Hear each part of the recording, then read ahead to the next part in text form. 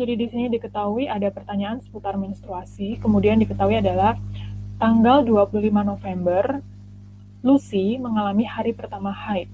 Kemudian pertanyaannya adalah tanggal berapa Lucy akan mengalami ovulasi dan menstruasi lagi. Nah, kemudian untuk menjawab pertanyaan ini yang perlu kita ketahui adalah tentang menstruasi dan siklus menstruasi itu sendiri. Jadi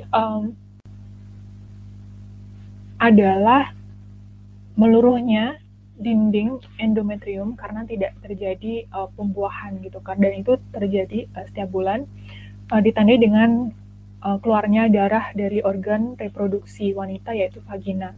Nah, kemudian menstruasi itu ada siklusnya. Jadi siklusnya itu biasanya ada yang 28 hari, kemudian ada yang 21 hari, ada yang 30 hari. Nah, ini semuanya tergantung dari hormon reproduksi.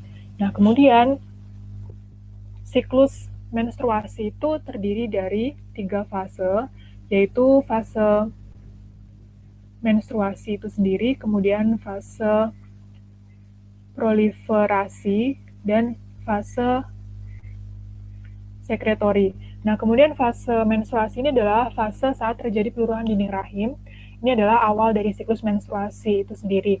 Nah, ini biasanya 4 sampai 7 hari. Nah, menstruasi ini menyebabkan dinding uterus itu menjadi tipis seperti semula.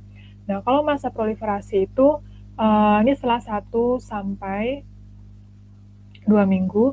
Nah, ini akan kembali menebal dinding uterusnya.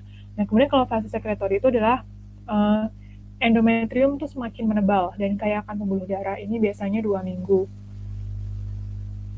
Nah, kalau misalnya tidak ada implantasi embrio atau pelekatan embrio di endometrium, maka dinding endometrium itu akan luruh. Nah, ini akan menghalangi terjadinya kembali siklus menstruasi. Nah, kemudian kita akan belajar menghitung hari pertama haid, kemudian kapan akan ovulasi, kemudian kapan menstruasi berikutnya.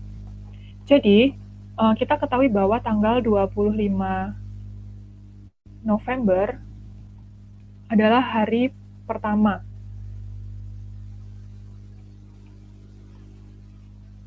menstruasi. Nah, untuk menentukan tanggal ovulasi, kita bisa melihat patokan di mana hari ke-14 itu adalah siklus hari ovulasi. Jadi hari ke-14 siklus itu adalah hari ovulasi.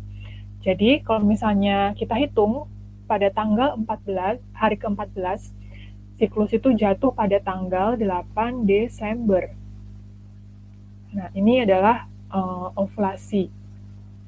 Nah, nantinya akan ada fase proliferasi ini ya, di mana dinding uterus itu akan kembali menebal setelah 1 sampai 2 minggu. Nah, berikutnya adalah fase sekretori, di mana endometrium itu kaya akan pembuluh darah dan ini berlangsung itu 2 minggu. Nah, dari sini kita bisa menambahkan 14 hari sejak masa ovulasi, yaitu menjadi 22 Desember. Jadi ini tambah 14, jadinya ini tanggal 22 Desember. Ini adalah hari pertama menstruasi. Nah, ini kenapa ditambah 14, kemudian ditambah 14. Nah, ini ada penjelasannya. Ini tentang berkaitan dengan hormon. Jadi ada hormon-hormon yang berpengaruh ke menstruasi. Nah, dan siklus ovarium. Nah, itu ada hormon gonadotropin, ada hormon FSH, ada hormon LH, dan ada hormon estrogen dan juga progesteron. Nah, kemudian si hipotalamus ini dia nanti akan memproduksi hormon gonadotropin yang memacu untuk sekresi hormon FSH dan LH ini. Nah, nantinya si FSH ini akan merangsang perkembangan folikel, kemudian sekresi estrogen. Nah, LH ini menyebabkan adanya ovulasi. Nah, dan pembentukan korpus luteum. Nah, korpus luteum ini akan sekresi estrogen dan progesteron. Nah, saat estrogennya itu meningkat di hari ke-12 siklus.